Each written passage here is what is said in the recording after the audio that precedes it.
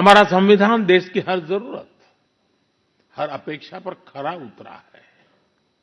संविधान से मिली इस शक्ति की वजह से ही आज जम्मू कश्मीर में भी बाबा साहब का संविधान पूरी तरह लागू हुआ है। इसमें सावरकर जी की आवाज है क्या? इसमें कहीं लिखा है कि हिंसा का प्रयोग करना चाहिए? इसमें कहीं लिखा है कि किसी व्यक्ति को मारना चाहिए, डराना चाहिए, काटना चाहिए? कहीं लिखा है इस किताब कि झूठ का प्रयोग कर कर सरकार चलानी चाहिए? मुझे दिखा दो कहां लिखा है। तो ये सत्य और अहिंसा की किताब है। தனி மனிதனின் மாண்பு, நாட்டு மக்களின் ஒற்றுமை, ஒருமைப்பாடு இவற்றை உறுதிப்படுத்தும் உடன்பிறப்புரிமையினை வளர்க்கவும் உள்ளார்ந்த உறுதியுடையவராய் இருப்போம். மோடி அரசியலமைப்பு சட்ட புத்தகத்தின் மீது கும்பிடு போடலாம், வணக்கம் செலுத்தலாம், மரியாதை செலுத்தலாம். இன்றைக்கு நாடாளுமன்ற 2 அவைகளையும் கூட்டி அதில் இது குறித்து விரிவாக பேசலாம், குடியரசுத் தலைவர் உரையாற்றலாம், எல்லாம் செய்யலாம். ஆனால் உண்மையில் இன்றைக்கு மோடி தலைமையிலான இந்த ஆட்சியில் பாதுகாப்பு இல்லை. இந்த அரசியலமைப்பு சட்டத்தை நிராகரிப்பதற்குரிய அனைத்து முயற்சிகளையும் இன்றைக்கு இருக்கிற ஒன்றிய அரசாங்கம் மேற்கொண்டு வருகிறது என்பதுதான் மிக மிக யதார்த்தமான உண்மை. அதனால தான் அரசியலமைப்பு சட்டத்தை பாதுகாப்போம் என்று உறுதிமொழி எடுக்க வேண்டிய ஒரு அவசியம் ஏற்பட்டிருக்கிறது.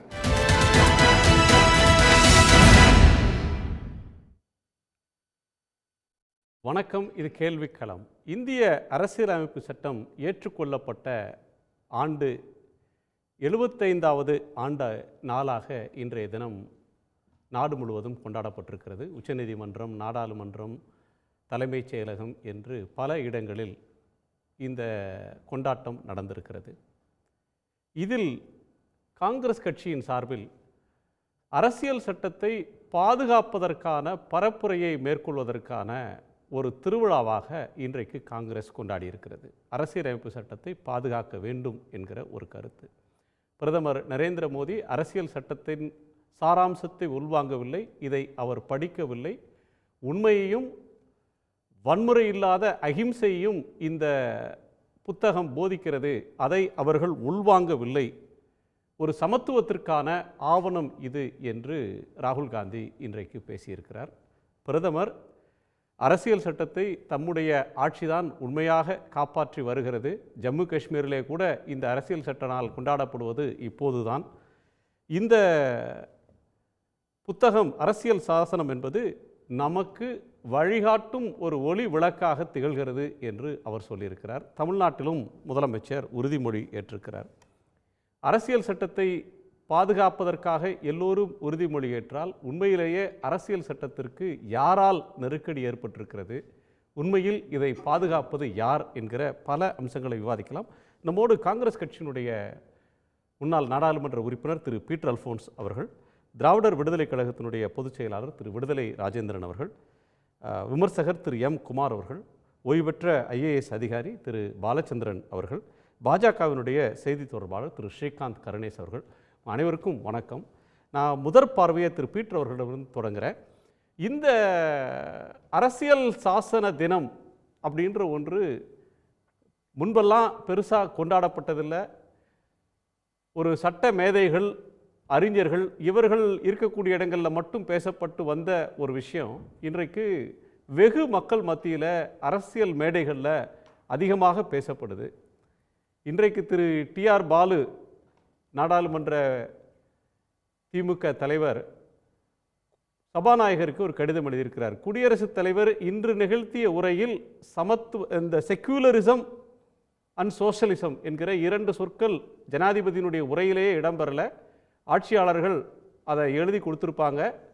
இந்த உரை அந்த சொற்கள் இடம்பெறாத உரையாக இது அமைந்திருக்கிறது. இதை பற்றிலாம் விவாதிக்கணும், அந்த உரையின் மீது விவாதம் நடத்தணும்னு கேட்டிருக்கிறாரு. இன்றைக்கு உண்மையில் அரசியல் சாசனத்திற்கான நெருக்கடி அப்படின்றது எங்கே இருந்து வருது? இல்லாத நெருக்கடி இருப்பதாக சொல்லப்படுதா? அதாவது நீங்கள் நம்முடைய அரசியல் சாசன சட்டம் ஜனநாயகத்தை உறுதி செய்கிறது. ஜனநாயகத்தினுடைய உட்கூறுகள் சுதந்திரம், சமத்துவம், சகோதரத்துவம் என்கிறார். நம்முடைய அரசியல் சாசன சட்டத்தை வடிவமைக்கின்ற அந்த குழுவினுடைய தலைவராக இருந்து பணியாற்றிய டாக்டர் பாபா சாஹேப் அம்பேத்கர் அவர்கள். ஆனால் இன்றைக்கு என்ன நடக்கிறது என்று சொன்னால், ஜனநாயக தேர்தல் மூலம் தேர்ந்தெடுக்கப்படுகிற ஒரு பாசிஸ்ட் அணுகுமுறை, ஒரு பாசிஸ்ட் அரேஞ்ச்மெண்ட், ஒரு பாசிச அரசு. இன்றைக்கி அதைத்தான் இன்றைக்கி உலக ஜனநாயக நிறுவனத்தை தரம் பிரிக்கிற அந்த அமைப்பு என்ன சொல்கிறதுன்னு சொன்னால், இந்தியாவில் இருப்பது ஒரு எலெக்டட் ஆட்டோக்ராசி என்று சொல்லுகிறது. அப்பொழுது அவர்கள் கூட இட் இஸ் எலெக்டட், அதில் ஒன்றும் சந்தேகம் இல்லை. ஆனால் it is not a elected democracy, but it is an elected autocracy என்று சொல்லக்கூடிய அளவிற்குத்தான் ஜனநாயகத்தினுடைய கூறுகள் செயல்படுகின்ற விதத்தை வைத்து அந்த முடிவுக்கு அவர்கள் வருகிறார்கள். இன்றைக்கி ஒரு தேர்தல் நடக்கிறது, தேர்தல் மட்டுமே ஜனநாயகம் ஆகிவிடுமா? அப்படி அல்ல. ஆனால் ஜனநாயகம் தேர்தலில் ஆரம்பிக்கிறது.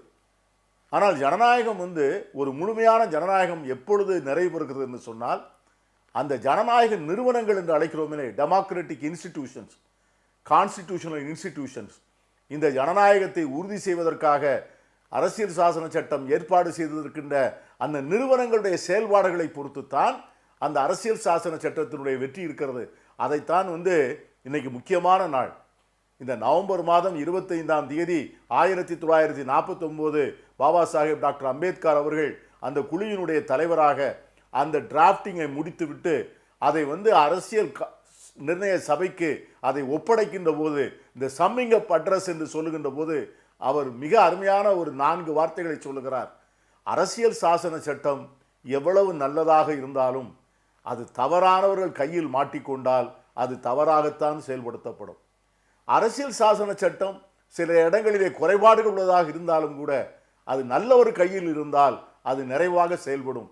ஆகவே இந்த அரசியல் சாசன சட்டம் என்பது செயல்பாடுகள் அந்த அரசியல் சாசன சட்டத்தை பொறுத்ததல்ல.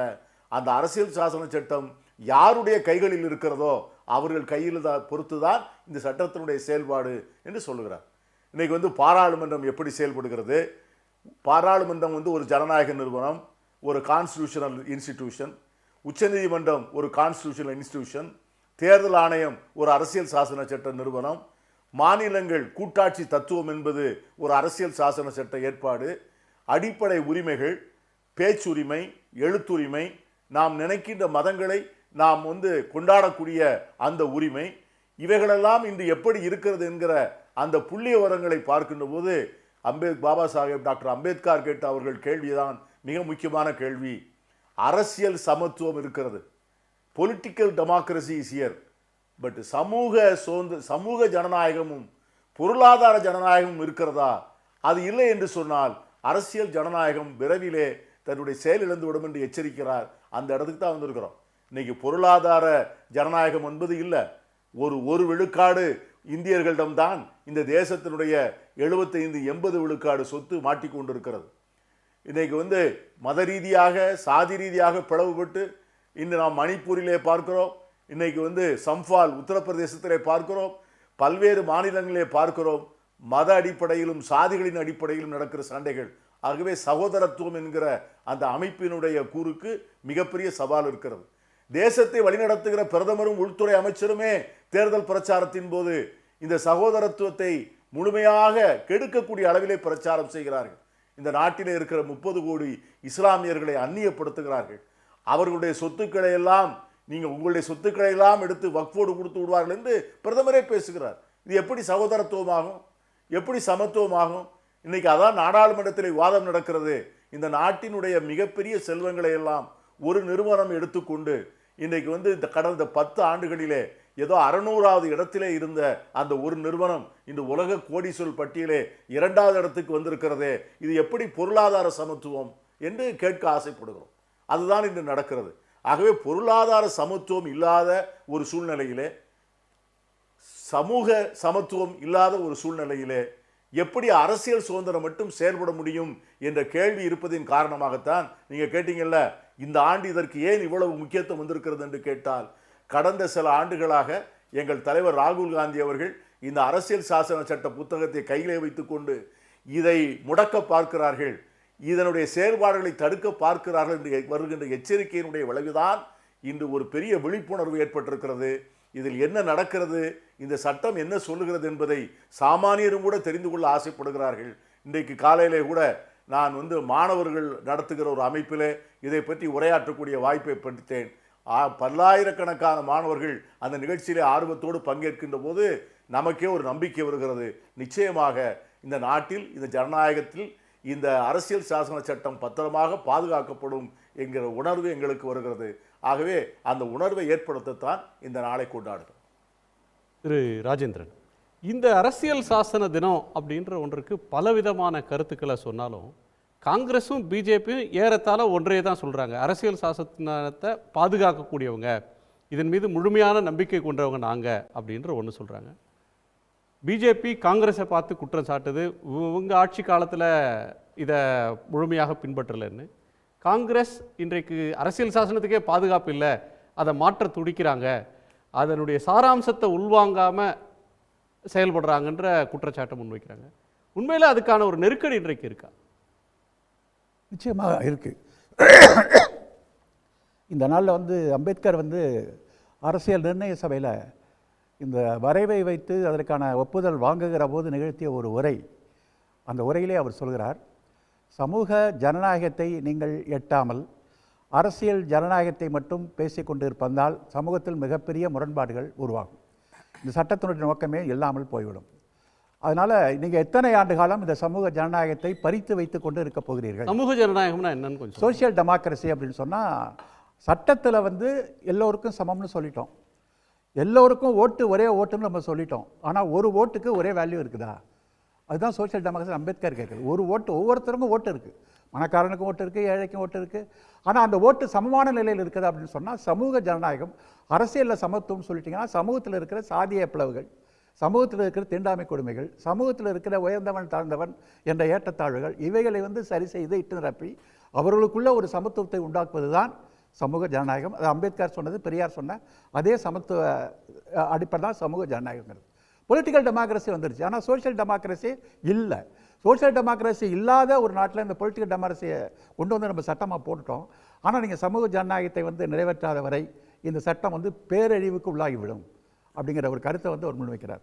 அப்போ அந்த முரண்பாடுகள் தான் இன்றைக்கி இருந்துக்கிட்டு இருக்குது. இப்போ காங்கிரஸ் கட்சி இந்த அரசியல் சட்டத்தை ஏற்றுக்கொண்டு இருக்கின்ற ஒரு கட்சி.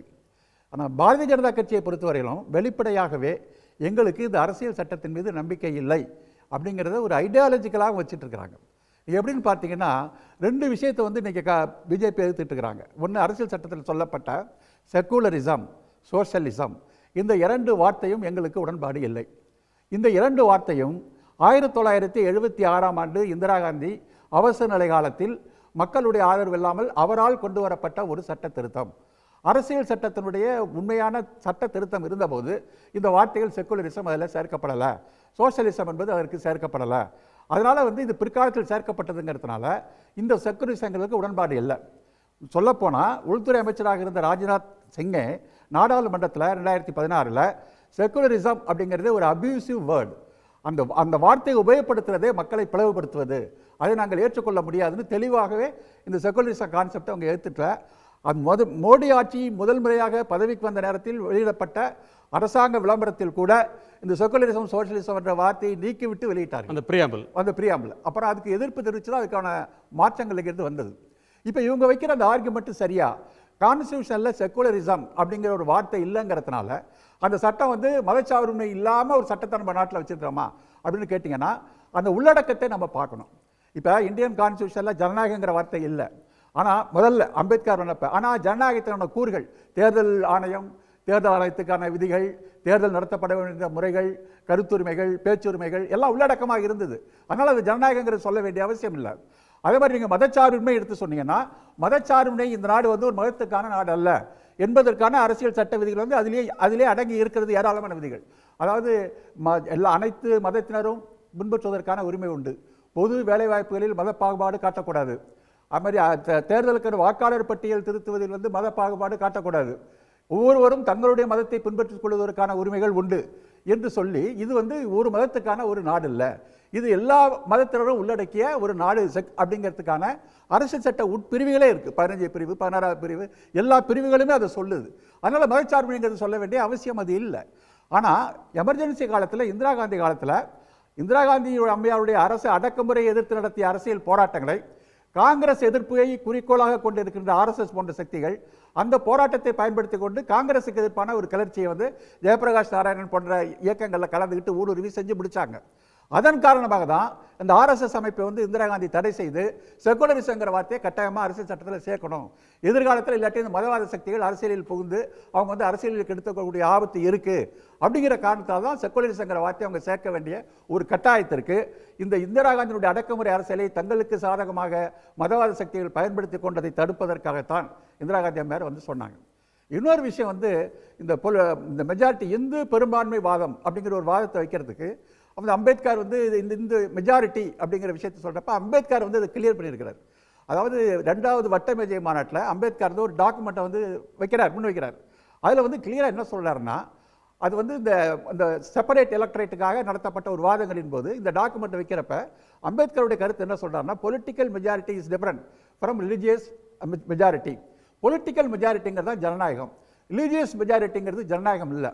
ரிலீஜியஸ் மெஜாரிட்டிங்கிறது பிறப்பின் அடிப்படையில் தீர்மானிக்கப்படுகிறது. அது ஒரு தடவை கதவை மூடிட்டானா அது திறக்காது. ஆனால் பொலிட்டிக்கல் ஜெனரேட்டிவ் ஒன்று தான் கதவை திறந்து வைத்திருக்கிறது. அனைத்து மதத்தினரும் பங்கேற்றுக் கொள்ளக்கூடியதுதான் அரசியல் பெரும்பான்மை. மத பெரும்பான்மை அப்படிங்கிறது வந்து பிறப்பின் அடிப்படையில் தீர்மானிக்கப்படுகிற ஜனநாயகத்திற்கு விதமான ஒரு விஷயம். அதனால் மெஜாரிட்டி இந்துக்களாக இருக்கின்ற ஒரு நாடு வந்து இந்துக்கள் நாடு என்று சொல்லப்படுகிற கருத்து வந்து அப்பட்டமான தவறு, ஜனநாயகத்துக்கு முரணானது என்று வெளிப்படையாக அம்பேத்கர் அவர்களே சொல்லியிருக்கிறாங்க. இப்போ இவங்க மெஜாரிட்டிக்கான இந்துக்களுக்கான நாடை வந்து இந்துக்கள் நாடாக மாற்றப் போகிறோம், அதுதான் இந்த நாட்டோட ஜனநாயகம் என்று சொல்லி அரசியல் சட்ட அமைப்பை அதை நோக்கி சீர்குலைக்கின்ற முயற்சிகளை போய்கொண்டிருக்கிற காரணத்தினால தான் இன்றைக்கு அரசியல் சட்டத்தை பாதுகாக்க வேண்டும் என்ற உரிமைகளை உறுதிமொழி ஏற்கக்கூடிய ஒரு கட்டாயம் வந்திருக்கிறது. 75 ஆண்டுகளில் எவ்வளவோ மாறி இருக்கு. அன்னைக்கு 75 ஆண்டுகளுக்கு முன்னாடி இருந்த சமூக கட்டமைப்பு, ஏற்றத்தாழ்வு, பொருளாதார ஏற்றத்தாழ்வு, ஜாதிய கொடுமைகள் அப்படின்ற ஒன்று இன்னைக்கு தனியலையா? இன்றைக்கு மீண்டும் அதே மாதிரியான ஒரு சூழ்நிலை தான் இன்னைக்கு இருக்குன்னு சொல்ல முடியுமா? சூழலுக்கு ஏற்பபடி பல திருத்தங்கள் சட்டத்திட்டத்தை நம்ம கொண்டு வந்திருக்கோம், தேவைக்கு ஏற்ப பல சட்ட திருத்தங்களை கொண்டு வந்திருக்கோம். ஆனால் அரசியல் சட்டத்தினுடைய அடிப்படை கட்டமைப்பை தகர்ப்பது என்பது வேறு, காலத்துக்கு தகுந்தபடி அரசியல் சட்டத்தில் மாற்றங்கள் திருத்தங்கள் கொண்டு வருவது என்பது வேறு. இப்போ சமூக நீதிக்கான நெருக்கடியில் வருகின்ற போது அரசியல் சட்டங்கள் திருத்தம் செய்யப்பட்டிருக்கின்றன. மக்களுடைய தேவைக்கேற்ப பல பழைய சட்டங்கள் இன்று பொருந்துவதாக திருத்தங்கள் செய்யப்பட்டிருக்கின்றன. பட் அரசியல் சட்டத்துடைய அடிப்படை உரிமை என்பது என்ன? இப்போ வந்து ஒரே நாடு ஒரே தேர்தல் அப்படிங்கிற இதை கொண்டு வராங்க. இது வந்து அரசியல் சட்டத்தினுடைய அடிப்படை உரிமையை தகர்க்கின்ற ஒரு திருத்தம். இப்போ இதை கொண்டு வரணும்னு சொன்னால் அரசியல் சட்டத்தில் 5 திருத்தங்கள் செய்ய வேண்டியிருக்கு, 50க்கும் மேற்பட்ட சட்டமன்ற ஆதரவு தேட வேண்டியிருக்கு, 3/2 பங்கு தேட வேண்டியிருக்கு, பல அடிப்படை. இப்போ நீங்கள் இந்த அகதிகளாக வருவதற்கான ஒரு சட்டத்தை கொண்டு வந்தாங்க. அந்த இதுவரையும் வந்து அகதிகளாக இருக்கக்கூடிய சட்டம் வந்து மதங்கள் இல்லாத ஒரு சட்டமாக தான் இருந்துச்சு. எந்த பிரஜை வேணா வரலாம், எந்த மதம் அப்படிங்கிறதுக்கு இங்கே அடைக்கலம் கொடுக்க வச்சிருந்தோம். ஆனால் பிரஜைகளுக்கு ஒரு மதத்தினுடைய அடையாளத்தை கொடுக்கப்படுதுன்னு சொன்னால் செக்குலரிசனுடைய கான்ஸ்டிடியூஷனுடைய அடிப்படை பிரின்சிபலை அவங்க குலைக்கிறாங்க. முதலாக அந்த அகதிகளாக வரக்கூடிய குடியுரிமை கேட்டு வருகின்றவர்களுக்கு மதத்தின் அடையாளத்தை புகுத்திய ஆட்சி வந்து இவங்க தான் வந்திருக்காங்க. அதுக்குப்படி குடியுரிமை சட்டத்தில் பாகிஸ்தான் பிரிஞ்சப்ப அங்கேருந்து இங்கே வந்தாங்க, இங்கேருந்து அங்கே போனாங்க. அப்போ குடியுரிமை சட்டங்கள்லாம் குடிமக்களாக தான் பார்த்துச்சு, மதத்தினுடைய அடையாளத்தை கிடைக்கல. இது மாதிரி பல்வேறு விஷயங்கள். இப்போ காஷ்மீர் 370 அரசியல் சட்டம் வழங்கியிருக்கிற அடிப்படை உரிமை, அதை வந்து அடிப்படையாக மாநில மக்களுடைய கருத்தை கேட்டு தான் அது மாற்றணும் இருக்குது. ஆனால் அங்கே ஒரு குடியரசுத் தலைவர் ஆட்சியை வச்சு குடியரசுத் தலைவருடைய ஒப்பீனியனை கேட்டு எலெக்டட் டெமோக்ரஸி சட்டமன்றம் இல்லைங்க. எலெக்டட் சட்டமன்றம் இல்லாத நேரத்தில் குடியரசுத் தலைவர் கருத்தை கேட்டு இதுதான் பொதுமக்களுடைய கருத்து என்று சொல்லி கவர்னருடைய கருத்து கேட்டு இதுதான் வந்து பொதுமக்களுடைய கருத்து என்று சொல்லி அவங்க வந்து ஒரு ஸ்பெஷல் ஸ்டேட்டஸை குறைச்சி மாநிலங்கிற அந்தஸ்தை இன்னைக்கு பறிக்கிற அளவுக்கு ஒரு நிலைமை இருந்திருக்கு. இப்படி ஏராளமாக நம்ம எடுத்து சொல்ல முடியும். அப்போ அரசியல் கட்டமைப்பை குலைக்கின்ற ஒரு ஆபத்தை நோக்கி இந்தியா போயிட்டு இருக்க காரணத்தால் தான் நம்ம அரசியல் சட்டம் வழங்கியிருக்கின்ற உரிமைகளை பாதுகாக்கணும். இந்த நாடை வந்து ஒரு மதமுள்ள மதவெறி பிடித்த நாடாக அப்படி மாற்றிவிடக்கூடாதுங்கிற ஒரு ஆபத்தை நோக்கி தான் இந்த உறுதிமொழி ஏற்கப்படுகிறது. திரு குமார், அரசியல் அமைப்பு அப்படின்னு சில அம்சங்களை திரு பீட்டர் அல்ஃபோன்ஸ் அவர்கள் சொன்னாங்க. இப்போ தேர்தல் ஆணையத்தின் மீது சந்தேகம் வருது, வலுவான சந்தேகங்களை பியூரோக்ராட்ஸ், ரொம்ப பெரிய இன்டெலெக்சுவல்ஸே ஒவ்வொரு தேர்தல் முடிவுலையும் அதோட டிரான்ஸ்பரன்சியை, அதோடைய இம்பார்ஷியாலிட்டியாக கொஸ்டின் பண்ணுறதை பார்க்குறோம். உச்சநீதிமன்றத்தினுடைய மூத்த வழக்கறிஞர்களே அதனுடைய சுதந்திரத்தை விட்டு கொடுக்குறாங்க, அந்த இண்டிபெண்டன்ஸ் போகுது அப்படின்ற கவலையை தெரிவிக்கிறத இன்னொரு முனையில் பார்க்குறோம். நாடாளுமன்றத்தில் எதிர்க்கட்சி தலைவர் பேசும்போதே அவர் மைக்கே ஆஃப் பண்ணுறாங்க, இதெல்லாம் இந்திய வரலாறுல இதுக்கு முன்னாடி நடக்காதது அப்படின்னு சொல்கிறத பார்க்குறோம். மாநில முதல்வர்கள்லாம் கூட்டாட்சிக்கு வேட்டு வைக்கிறாங்க, கவர்னர்கள் தாம்போல நடந்துக்கிறாங்க அப்படின்னு சொல்கிறத பார்க்குறோம். இத்தனைக்கும் மத்தியில் அரசியல் சட்டத்தை ஒரு புறம் சீர்குலைத்து கொண்டே இன்னொரு புறத்தில் மோடி அரசு இதை கொண்டாடுகிறது அப்படின்னு முத்தரசன் போன்றவர்கள் விமர்சனத்தை முன்வைக்கிறாங்க. அதாவது திரு முத்தரசன் சொல்கிறது வந்து அவர் சொல்கிற கான்ஸ்டிடியூஷனை பாதுகாக்கணுங்கிறதுக்கு எந்த மாற்று கருத்தும் யாருக்கும் இருக்க முடியாது. பாதுகாக்கிறத விட மாணவர்கள்ட்ட கொண்டு சேர்க்கணும்னு நாங்கள்லாம் யார்கிட்ட பாதுகாக்கணுன்றதான இருக்கு. நான் சொல்கிறேன் அதாவது அவர் சொல்கிற நோக்கம் வேறு, நான் வெளிப்படுத்துகிற நோக்கம் வேறு. அவர் சொல்கிற நோக்கம் அங்கே அதை எல்லாம் இதுவரைக்கும் வந்த பிரதமர் யாருமே பாராளுமன்றத்துக்குள்ளே வந்து அது படிக்கட்டை தொட்டு கும்பிட்டுட்டு கான்ஸ்டிடியூஷனை வணங்கிட்டு செய்தவங்க யாரும் கிடையாது. இவர் செய்த தப்பு என்னன்னு யாருமே சொல்லலை. இதெல்லாம் ஒவ்வொருத்தரும் எதிர்க்கட்சிகள் அவங்களுடைய கருத்துக்களை வலுப்படுத்துவதற்காக புனைக்கதைகளை புனைந்து சொல்லக்கூடிய கருத்துக்கள் தான் நான் பார்க்குறேன். அதில் எந்த விதமான அதுக்கு வந்து ஃப்ரைமா பசியே கிடையாது. அதை நான் அப்படி ஸ்ட்ராங்காக பதிவு பண்ணுறேன். ரெண்டாவது, அன்பு சகோதரர் திரு ராஜேந்திரன் அவர்கள் சொன்னாங்க சோசலிசம் செக்குலரிசம். சோசலிசம் செக்குலரிசம் 52லேருந்து 75 வரைக்கும் அது இல்லாமல் தானே இருந்தது. அரசியல் சாசனம் எழுதப்பட்ட காலத்தில் 1946 செப்டம்பர் 9 தான் அரசியல் சாசனம். அதிலேருந்து 1949 நவம்பர் 26 வரைக்கும் அது அந்த வேலை பணிகள் நடந்தது. அந்த சமயங்களில் சில உறுப்பினர்கள், ரங்கா போன்ற உறுப்பினர்கள் இதை பற்றி கேள்வி எழுப்பினார்கள். செக்குலரிசம் இந்த ஆக்டை கொண்டு வந்து அம்பேத்கர்கிட்டே மென்ஷன் பண்ணாங்க. அம்பேத்கரை தேவையில்லைன்னு சொன்னார், இந்த நாட்டுக்கு தேவையில்லைன்னு சொல்லிட்டு அதை என்கரேஜ் வார்த்தை தேவையில்லைன்னு சொன்னார். செக்குலரிசம் தேவையில்லை. அந்த சரத்தில் இந்த நாட்டில் பெரும்பான்மையான மக்கள் அதை, ஏன்னா இந்து மதத்தில் இருக்கிறது அந்த பாகுபாடெல்லாம் கிடையாது, அந்த இதெல்லாம் ஒன்றுமே கிடையாது. அதை பற்றி தனியாக இல்லை, எந்த பாகுபாடு இல்லை இல்லை ஜாதி இந்த இதெல்லாம் கிடையாது. வர்ணம் இருந்ததுக்கு காரணம் வேற, வர்ண அமைப்புகள் இருந்ததுக்கு காரணம் வேற. அதை நம்ம இன்னைக்கு விவாதிச்சோம்னா நம்ம மெயினாக எதை விவாதிக்கமோ அதை விவாதிக்கலாம் போயிடும். விவாதிக்கலாம் நீங்கள் தாராளமாக வைங்க, நம்ம விவாதிக்கலாம். அன்னைக்கு அவர் அதை வேண்டாம், இந்த நாட்டுக்கு தேவையில்லை ஏன்னு ஒரு காரணம் சொன்னார். கான்ஸ்டியூஷன் டே நம்ம செலிப்ரேட் பண்ணுற நேரத்தில் அதோடைய சாராம்சமாக ஸ்பிரிட் ஆஃப் த கான்ஸ்டியூஷன் அப்படின்ற ஒன்று சொல்கிறது ஒரு சமூக ஜனநாயகம், பொலிட்டிக்கல் டெமோக்ரஸி, சோசியல் டெமோக்ரஸி, ஒரு எக்கனாமிக் ஈக்குவாலிட்டி, இந்த அம்சங்களை தான் ப்ராடராக பேசுகிறோம். ஒரு சமூக ஜனநாயகம்ன்றது வந்து ஒரு ஜாதி பெரும்பான்மைவாதம், மத பெரும்பான்மைவாதத்துக்கு எதிரானது இல்லையா சார்? ஒரு சமூகம் அமைப்பு ஒரு நாட்டில் ஒரு ஸ்டைல் ஆஃப் லைஃப்பை லீட் பண்ணி ரொம்ப நாள் வந்தாச்சு. அதற்கு பல காரணங்கள் இருக்குன்னா அந்த காரணங்களை இப்போ இன்னைக்கு விவாதிச்சு அதுக்கு மட்டுமே 1 மணி நேரம் ஆகும். அது வந்தது. அதை உடனடியாக புரட்டி போட முடியாது, கல்வி மூலமாக தான் அதை செய்ய முடியும். இப்போ இவங்கெல்லாம் சொல்கிறாங்க இல்லையா, கல்வி ஒன்றும் தான் அதுக்கு அந்த சக்தி அதற்கு இருக்குது. படித்தவங்க எல்லாரும் படிச்சுட்டாங்கன்னாக்கா அவங்க தகுதியோடு படித்து முன்னுக்கு வந்தார்கள் என்றால் எல்லாத்தையும் புரட்டி போட்டுருவாங்க. 100% படிச்சுட்டு ஐஐடியிலையும் மற்ற இடங்கள்லையும் படிச்சுட்டு அமெரிக்காலையும் யூரோப்லையும் போய் இருக்கிறவங்களே அங்கேயும் போய் ஜாதி சங்கம் வச்சிருக்கிறவங்களா இருக்காங்க சார். கல்வி எங்கே எல்லாத்தையும் சார் எல்லாமே மாறும்போது தான் அது மாறும். சில விஷயங்கள் அப்படி தான் மாறும் சார், சில விஷயங்கள் அப்படி தான் மாறும். அதை எந்த சட்டம் போட்டும் மாற்ற முடியாது. அவங்கவுங்க ஒவ்வொருத்தரும் மாறணும், அதை ஏற்றுக்கணும்.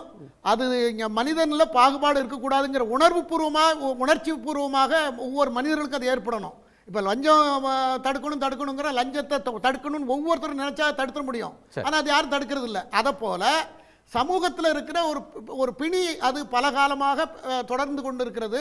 அதற்கு எந்த வகையான தீர்வையும் உடனடியாக சட்டம் போட்டோ அல்லது சட்டத்தை புறம்பாகவோ அல்லது சட்டத்தை இன்னும் வலிமைப்படுத்தியோ அதை தடுக்க முடியாது. ஒவ்வொருத்தரும் அரசியல் சட்டத்தை பாதுகாப்போம் அப்படின்னு சொன்னா பட்டியல் சமூகத்தை சேர்ந்த மக்கள் அரசியல் சட்டத்தை எப்படி பார்க்கிறாங்க? அரசியல் சட்டத்தை பாதுகாப்போம் அப்படின்னா அதனுடைய இதுல வந்து தீண்டாமை ஒரு பாவ செயல், தீண்டாமை ஒழிக்கப்பட்டுருச்சு, தீண்டாமை ஒரு குற்றம் அப்படின்னு சொன்னதுலேருந்து தொடங்கி ரிசர்வேஷனை பாதுகாக்கிற ஒரு அம்சம் வரையிலும் அதை தங்களுக்கான ஒரு பாதுகாப்பு ஆவணம், இது சமத்துவத்தை சொல்ற ஒரு டாக்குமெண்ட் அப்படின்னு பார்க்குற பார்வை ஒன்று இருக்கு. இப்போ மைனாரிட்டிஸ் எடுத்துக்கிட்டிங்கன்னா இது வந்து ஒரு குறிப்பிட்ட மதத்தினுடைய, இது இந்து ராஷ்டிரா இல்லை, இது வந்து இந்தியா, இதில் எல்லா குடிமக்களுக்கும் சமமான உரிமை இருக்குது, என் மதத்தை நான் பின்பற்றுவதற்கு எனக்கு உரிமை இருக்குது அப்படின்னு பார்க்குற, அது கேரண்டி தர்ற ஒரு டாக்குமெண்ட்டாக அதை பார்க்குறாங்க. இப்போ ஒவ்வொருத்தரும் அதை பார்க்குற தன்மை வேற இல்லையா சார்? தீண்டாமை என்பது மதத்தில் கிடையாது, மத கோட்பாட்டிலையும் கிடையாது. எப்படி அதை வந்து சிலர் அப்படி கொண்டு வந்துட்டாங்க. இல்ல சார், அப்படி ஒரு ஏற்றத்தாழ்வை வச்சுக்கிட்டு ஒருத்தருடைய வாழ்வாதாரத்துக்கு நெருக்கடி கொடுத்து கொண்டு இன்னொரு புறத்தில் அரசியல் சாசனத்தை நான் கொண்டாடுறோம் அப்படின்னு சொன்னா அது ஒரு ஐரணி. அது நீங்க அந்த மாதிரி பார்க்க கூடாது. ஒரு பிரதமர் அவர் சட்ட திட்டங்களை மதிக்கிறவர். அவர் சட்டத்தை மீறி பண்ணியிருந்தா டெல்லியில் நடந்த விவசாயிகள் போராட்டத்தில் அவர் ஒரு அரசாங்கம் இராணுவ பலத்தை பயன்படுத்தி என்னெல்லாமோ பண்ணியிருக்க முடியும். மணிப்பூரில் அதை அடக்கியிருக்க முடியும், அப்போவே அடக்கியிருக்க முடியும். நிறைய பேர் செத்துருப்பாங்க. இதெல்லாம் பண்ணாமலே அவரை சர்வாதிகாரி பாசிஸ்ட்னு முத்திரை குத்தப்படும் பொழுது அதெல்லாம் அவங்க செய்யலை. நிறைய இடத்துல விட்டு கொடுத்து தான் போயிருக்காங்க. சித்தாந்தம் இந்த நாடு பல நூறு வருஷமாக ஒரு ஷெட்யூலில் இருந்து கொண்டு இருக்கிறது. புதுசாக வெளிநாட்டிலேருந்து வந்த மதங்களும் வெளிநாட்டிலேருந்து வந்த அந்த கலாச்சாரமும் இந்த நாட்டில் ஒரு பிரளயத்தை உண்டு பண்ணிடக்கூடாதுன்னு அம்பேத்கர் கூட அதை 75 ஆண்டுகளுக்கு முன்னாடி இந்த அரசியல் சட்டம் வர்றதுக்கு முன்னாடி ஜாதி ஏற்றத்தாழ்வு இருக்குதுன்னா அது நம்ம பழக்க வழக்கம், அது நம்முடைய ட்ரெடிஷன், அப்படி அது முன்னோர்கள் சொல்லியிருக்கிறாங்க, அதுக்கு சம்பிரதாய அங்கீகாரம் இருக்குது அப்படின்னு சொன்ன ஒரு காலம் இருந்தது. என்னைக்கு கான்ஸ்டியூஷன் அடாப்ட் பண்ணமோ அன்னைக்கே அந்த பழக்க வழக்கங்களுக்கெல்லாம் இடம் இல்லை. நீங்கள் வந்து கான்ஸ்டியூஷன் சொல்கிறது தான் சட்டம், அது வந்து சமத்துவத்தை தான் சொல்லுதுன்ற ஒன்று வந்துருச்சு. ஆமாம், அதாவது இப்போ ஐரோப்பாவை எடுத்துக்கோங்க, இத்தாலி எடுத்துக்கோங்க, ஜெர்மனி எடுத்துக்கோங்க, பிரிட்டனில் கான்ஸ்டியூஷனே கிடையாது. இப்போ இந்த நாட்டுகள்லாம் அது ஒரே மதம் இருக்கு, ரிட்டன் கான்ஸ்டியூஷன் இல்லை. அதான் அந்த நாட்டுகளுக்கு ஒரே மதம் தான். அமெரிக்காவிலாம் ஒரே மதம் தான், வேற மதச்சார்பின்மைன்னு அங்கே சட்டத்தில் அந்த மாதிரிலாம் கிடையாது. அங்கே அதை வைக்கவே இல்லை, ஏன்னா அங்கே ஒரே மதம். அதே போல தான் இந்த நாடு இருந்தது. இந்த நாட்டில் 23 வருஷமா 52லேருந்து 75 வரைக்கும் இது இல்லாமல் தானே நடந்துகிட்டு இருந்தது. ஆனால் அதுக்கு முன்னால் எப்படி இருந்தது?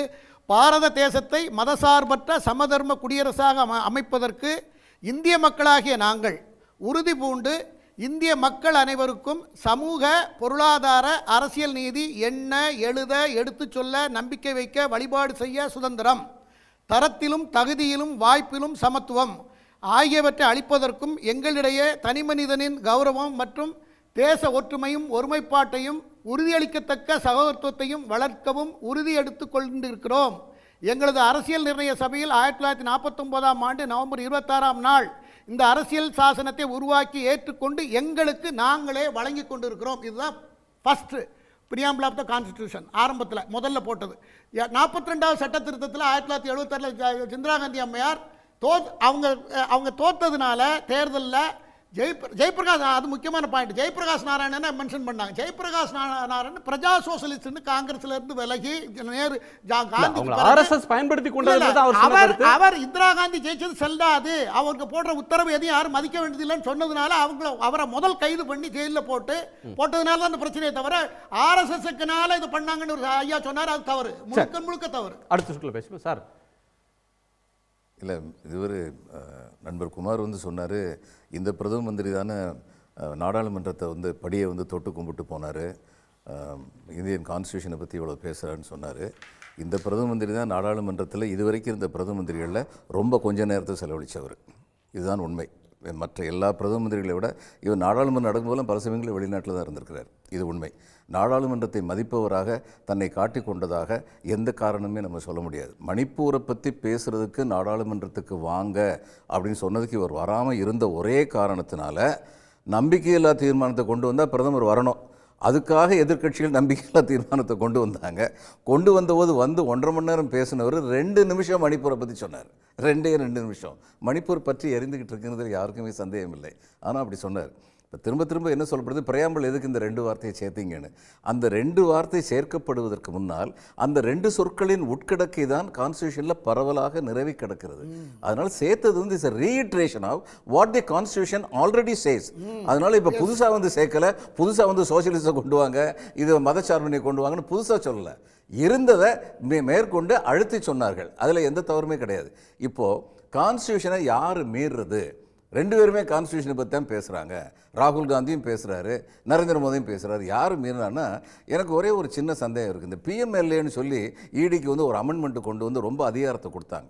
அந்த அதிகாரத்தை கொடுத்தோன்னே எதிர்க்கட்சியில் இருந்துக்கிட்டு தொடர்ந்து எதிர்க்கட்சியிலேயே இருந்துக்கிட்டு அவங்க மேலே வந்து ஊழல் குற்றச்சாட்டுன்னு சொல்லி வந்தால் குற்றச்சாட்டை சொல்லி உள்ளே வச்சாச்சு. 6 மாதம் இருந்திருக்காங்க, 9 மாதம் இருந்திருக்காங்க, 1 வருஷம் இருந்திருக்காங்க, உள்ளே வச்சாச்சு. ஒரு குறிப்பிட்ட நபர், பிரதம மந்திரிக்கு ரொம்ப நெருக்கமான சொல்லப்பட்ட ஒரு நபரை பற்றி அமெரிக்காவில் வந்து ஒரு குற்றச்சாட்டு வந்தது. அமெரிக்கர்களுக்கு இங்கே நடக்கிற லஞ்சத்தை பற்றியெல்லாம் கவலை இல்லை. எதை பற்றி கவலைப்பட்டாங்கன்னா, எங்கள் நாட்டிலிருந்து நீங்கள் நிதி வந்து வாங்கினீங்க, நிதி வாங்கும்போது நாங்கள் இந்த காரியம் செய்ய போகிறோம், அந்த காரியம் செய்ய போகிறோம்னு சொல்லிட்டு அந்த நிதியிலிருந்து 2029 கோடி ரூபா நீங்கள் வந்து துஷ்பிரயோகம் பண்ணி சில பேருக்கு லஞ்சம் கொடுத்துருக்கீங்க அப்படின்னு சொல்லி சொன்னாங்க. அதுக்கு ஆதாரம் இருக்குன்னு சொன்னாங்க. அரெஸ்ட் வாரண்ட் இஷ்யூ பண்ணாங்க. இடி ஏன் தூங்கிக்கிட்டு இருக்கு? நான் உடனே அவர் அரெஸ்ட் பண்ணணும்னு சில பேர் சொல்கிறாங்க. நான் அதை சொல்லலை. இடி ஏன் அவற்றை என்ன உண்மைன்னு கேட்க மாட்டேங்குது? அடுத்து வந்து அமெரிக்க அரசுகிட்ட வந்து எங்கள் நாட்டுக்காரர் ஒருத்தரை பற்றி இவ்வளோ பெரிய குற்றச்சாட்டு சொல்கிறியே, உங்கள்கிட்ட என்ன ஆதாரம் இருக்குன்னு ஏன் கேட்க மாட்டேங்கிறாங்க? அப்போ எங்கே வந்து லெவல் பிளேயிங் ஃபீல்டு இந்த நாட்டில் இருக்குது? 66,000 கோடியோ 60,000 கோடியோ லஞ்சம் பண்ணின இது லஞ்ச ஊழல் குற்றச்சாட்டில் வந்து ஒருத்தர் மாட்டிக்கிட்டார்.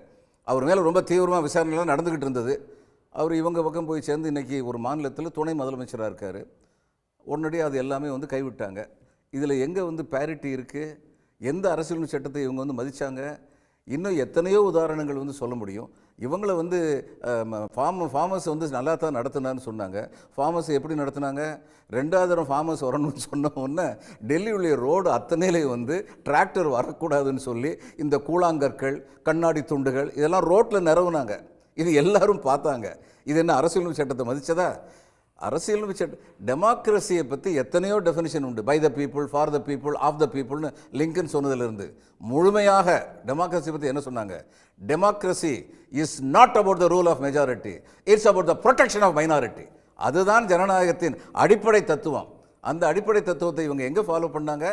அதனால் இன்னைக்கு வந்து ஹவு டெமோக்ரஸிஸ் டே அப்படின்னு ஹார்வர்டு யூனிவர்சிட்டி ப்ரொஃபஸர் 2 பேர் அமெரிக்காவை பற்றி எழுதினாங்க.